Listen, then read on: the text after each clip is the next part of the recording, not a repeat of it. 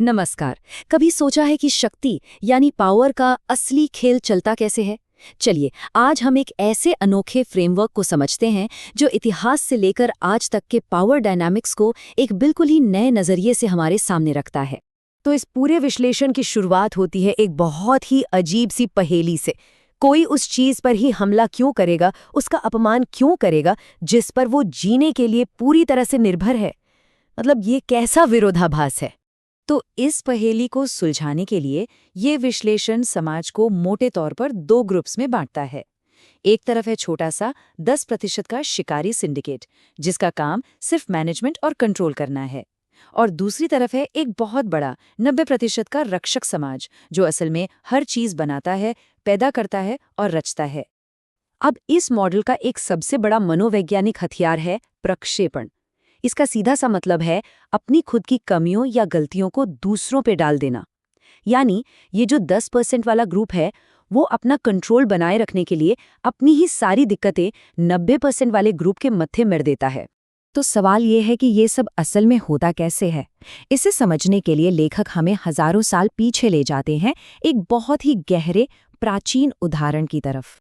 जरा सोचिए, ये एनालिसिस हमें उन पुरानी किताबों की तरफ ले जाता है जहां इंसान के जीवन के स्रोत यानी योनि को ही बड़े अजीब तरीके से नरक का द्वार या बर्बादी की वजह जैसी नेगेटिव बातें कहा गया है।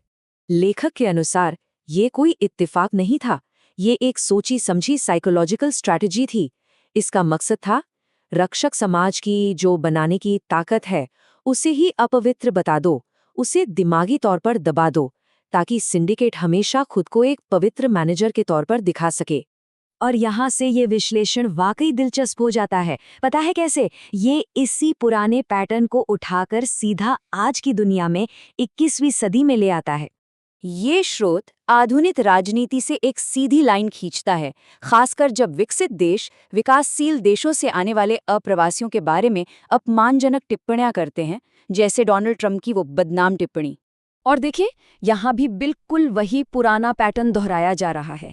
आप जिस ग्रुप के दिमाग और मेहनत पर पूरे तरह से निर्भर हैं, आप उसी की जड़ों को, उसी के देश को सबके सामने गाली दे रहे हैं। और ये स्लाइड इस पूरी बात को कितने साफ तरीके से सामने रखती है।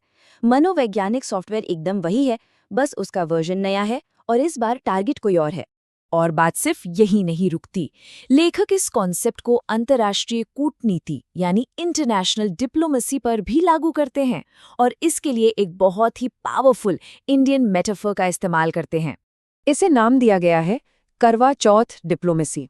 अब देखिए, जैसे करवा चौथ पर सामने तो पति की लंबी उम्र की कामना होती है, ठीक वैसे ही यहाँ दुनिया के मंच पर दोस्ती और तारीफों का नाटक होता है, लेकिन पर्दे के पीछे सिर्फ अपना मतलब साधा जाता है। तो एक तरफ तो आपको हाउडी मोदी जैसे बड़े बड़े इवेंट्स दिखेंगे जहां दोस्ती की कस्में खाई जाती हैं, और फिर पलटकर जब अपनी घरेलू राजनीति को सूट करता है तो उन्हीं दोस्तों को अपमानित करने में भी कोई हिचक नहीं होती। और यहीं पर इस थ्योरी का सबसे बड़ा दावा सामने आता है कि ये जो शिकारी सिंडिकेट है ना, इसका कोई देश नहीं, कोई मजहब नहीं, इनका बस एक ही पंथ है, दोहन यानी रिसोर्स और मेहनत को खींचना, चाहे वो कहीं से भी आए। तो सवाल उठता है कि इस पूरे खेल का जवाब क्या है? लेखक एक रास्ता सुझाते हैं, जिसे वो कहते हैं डिजिटल उलगुलान, यानी हमारी सोच में एक बहुत बड़ी क्रांति। ये सोच पूरी कहानी को ही पलट देती है। ये एक सीधा सवाल खड़ा करती है कि अगर कोई जगह नरक है तो उसे बनाया किसने है? कहीं वो वही 10% लोग तो नहीं जिन्होंने हजारों सालों से वहां के रिसोर्स और सिस्टम पर अपना कब्जा जमा रखा है?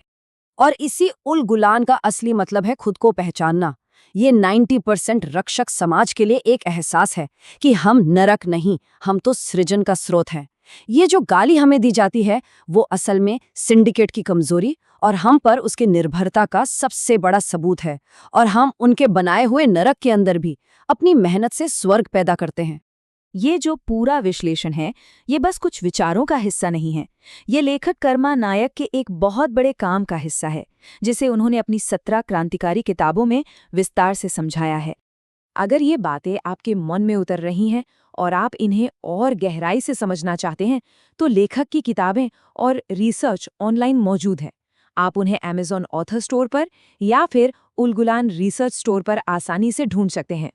और हाँ, इस विषय पर जो भी नई चर्चा या रिसर्च हो रही है, उससे जुड़े रहने के लिए आप लेखक को YouTube, Instagram, Facebook और X पर फॉलो करना ना भूलें। और आखिर में हम आपको इस विश्लेषण के एक अंतिम और सबसे तीखे सवाल के साथ छोड़कर जाते हैं। जरा सोचिए, अगर 90% समाज ही सृजन का असली स्रोत है, तो फिर नरक का असली निर्माता कौन है?